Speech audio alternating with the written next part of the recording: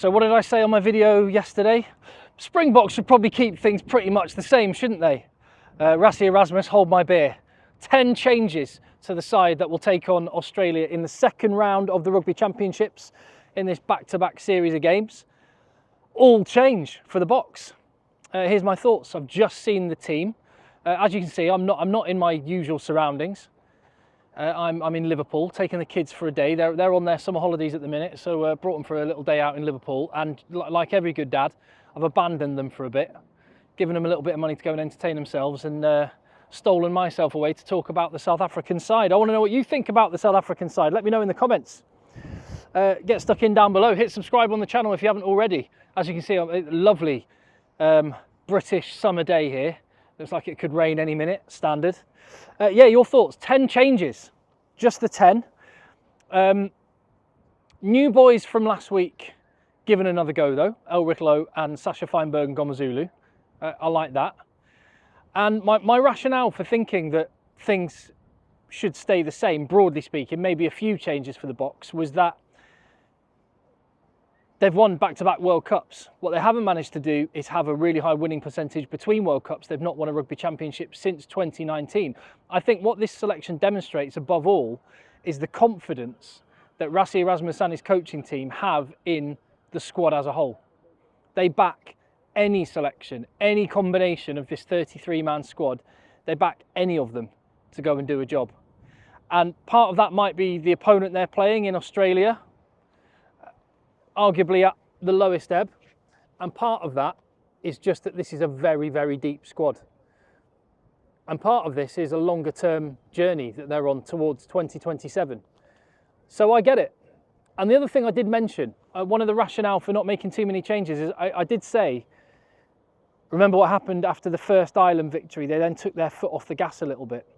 And I was reminded in the comments yesterday, rightly, that between Test 1 and Test 2, Rassie kept exactly the same 23-man squad. And maybe there's this many changes because Rassie is wanting to make sure that the same thing doesn't happen again. So let's inject a new squad with a load of new energy. Let's get 10 new faces in the starting 15.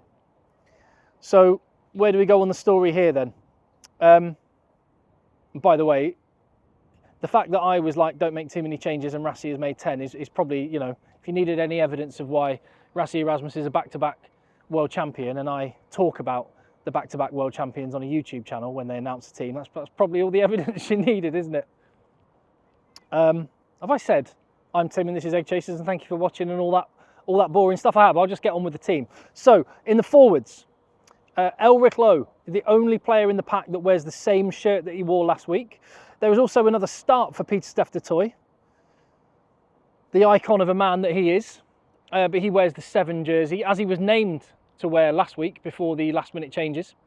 Jan-Hendrik Wessels, Johan Grobbelaar and Thomas du Toit is the front row. That's the Liver building behind, by the way. So that's the Albert Dock in Liverpool. And there's the Liver building. So yeah, just down on the seafront. Like I say, lovely, lovely sunny summer's day in the UK. That's a pretty handy front row, isn't it? Johan Grobbelaar and Jan-Hendrik Wessels, such an athletic prop. 2 of the Bulls, well, the Bulls' first and third choice hookers, both in the starting 15 for the Boks. I mean, that tells a story in itself, doesn't it? And the best prop in the Premiership, Thomas du Toit, is the third choice tight head prop for the Boks, and he's getting a start. That also tells a story.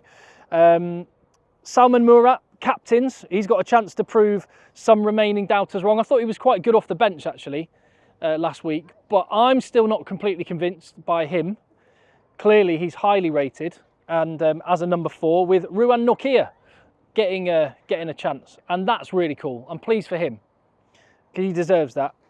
And Van Staden, Pieter-Steph du Toit and Elric Lowe, the back row. Surprise, I mean, look at the bench. The bench for the Boks is insane. Malcolm Marks, Oxenche, Vincent Koch, Ebenet Sabeth, Quagga Smith. Wow. If it doesn't go to plan, and if there are any worries, and if the emerge panic button does need to be hit, well, relax. We've got a bunch of double World Cup winners and legends among them. Some of the greatest players in their position in Boks history and legends in the making. best scrummagers on earth. So yeah, they're going to be all right. They're going to be all right. As for the backs, one comment I made a little while ago, if you remember, is I said that stat. Grant Williams has only ever started one match at scrum half for the Boks. He's only started one match in the number 9 jersey. And you would have thought, all right, everything's changing. Well, imagine what Grant Williams was thinking. Oh, right, I've heard everything's going to be changing. They're going to make 10 changes to the starting 15. I'm definitely going to be wearing a number 9 jersey for the second time. Because that first time, of course, was when he went off. Was it Juan Cruz Malia? His backside collided with Grant Williams' head, and he went off after about 2 minutes. Grant Williams must be thinking, yeah, this is my time. I'm going to get another chance, show what I'm about. No, Morné van den Berg gets the start. You're still on the bench, Grant. But other than that, what's the back line? I mean, very interesting, isn't it? Sasha Feinberg and Ngomazulu at 10 continues. Jesse Creel at 13 and Cheslin Colby on the wing continues. Lecanio Am at 12. I've heard people talking about this lately. Without Andre Esterhazen due to suspension. But could that be Andre Esterhazen's spot under threat? Because Lecanio Am, I'll tell you what, when he did play against Portugal, was it? He looked really powerful. He looked very powerful. And I mean, that could just add another layer of creativity to the Boks backline with him as an option at 12 in the evolution of this team. I wonder if that's a Tony Brown pick, whether he's seen something. And then you've got Apelele Fassi at fullback, getting another chance. I think this is a big one for him, isn't it? He's got to impress in this match. Apelele Fassi, if there was anyone in the Boks side that's got a little bit of pressure, no, pressure's maybe not the right word, but got an opportunity that they really need to take, bearing in mind how well Willy Leroux has done, how good Damien Willemse is, and how if Libbok or Sasha, I'll come to them in a minute, do very well, where they might be accommodated in a Boks team, Apelele Fassi, he's really got to take his chance, hasn't he? And the Boks have also gone for a young, promising winger, Makazole Mapimpi. I think if you know, young guy, he could do some good things. Legend. There you go. Libbok and Pollard on the bench. How have I got to this point in the video and I haven't even mentioned the fact that Marnie Libbok and Hondre Pollard are on the bench together? Can you make that one make sense? Who's covering what position out of Libbok and Pollard? Pollard is a 12. Libbok presumably covering 15 a little bit, or is Sasha covering 15 and Libbok? Interesting that. I guess again, it doesn't really matter. Rassie can just try stuff because, well, fundamentally because he's got Cheslin Colby in his starting team. So Cheslin Colby, if they need someone to slot in, throwing in line-outs as a scrum half, taking drop kicks, probably propping, second row, centre.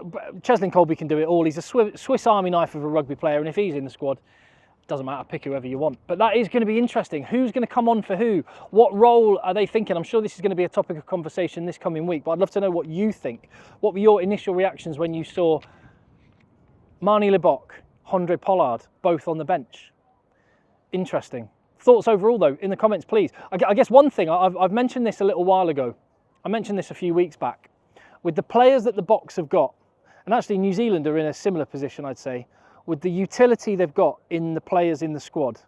But when you look at the Boks in particular, with Grant Williams, with Sasha Feinberg and Ngomazulu, and Marnie Libbok, and Damien Willemse, and guys like Cheslin Colby that have got can play in multiple positions, you could see a situation occurring where the numbers on the back don't really mean anything, and there is a system which is kind of dictates all, and it could be a kind of rugby version to what the Netherlands did in the 1970s, Johan Cruyff and co, with total football. You could imagine that the Boks could maybe get somewhere there, and is that the big picture that Tony Brown's thinking of? I wonder. Interesting times, isn't it? Never a dull moment. Anyway, that's enough for now. I'm going to go back and yeah, because the truth of the matter is actually I didn't give the kids money because who has actual cash anymore? I gave them my card, so I better go and make sure they haven't maxed that out. And well, more's the point. Better go and be a responsible dad. So yeah, I'm gonna go. I'll be down there in the comments when I get the chance. So please leave yours. Hit subscribe on the channel. Give it a thumbs up. I'll see you on the next one.